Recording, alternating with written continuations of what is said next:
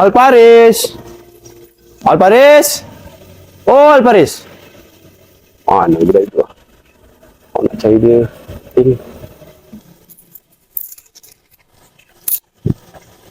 Mana budak itu ah?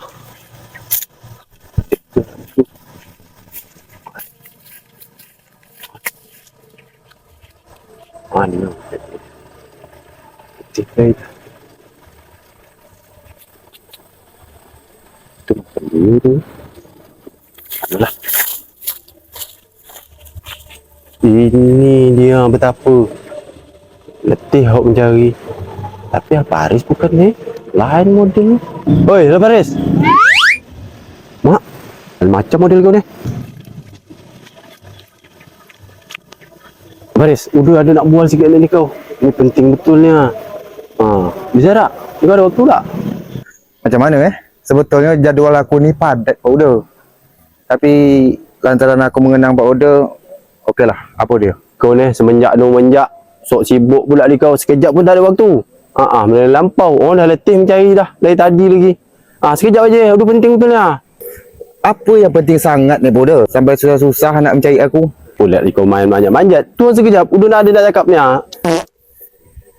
Tunggu jap. Sinilah dekat sikit. Bual jauh payah. Ada apa wahai Pak Uda? Kenapa dirimu tergesa-gesa? Dia kau ada megang duit tak 3M?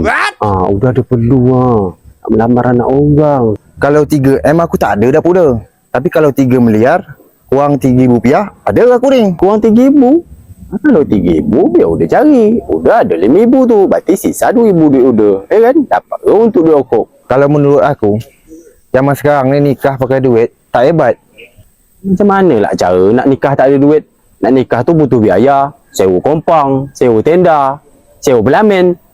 Kau tak tahu yang viral semalam tu, meminang anak orang 3 miliar. Kau ada tak? Udah nak pinjam duit nak melamar anak orang. Nanti keluar SK udah ganti. Boleh tak? Sekarang ni, macam mana duit tak ada, tapi kita boleh menikah. Macam mana lah cara nak nikah tak pakai duit? Itu nama gaya lama. Zaman sekarang ni tak main gaya macam itu lagi dah. Usah banyak tanya lagi. Sekarang ni yuk ikut aku.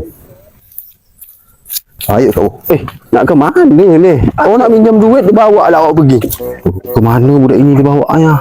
Dah mana-mana tempat dia bawanya. Jatuh mampus dia. Kenapa lemah? Mana lagi? Betul cepat.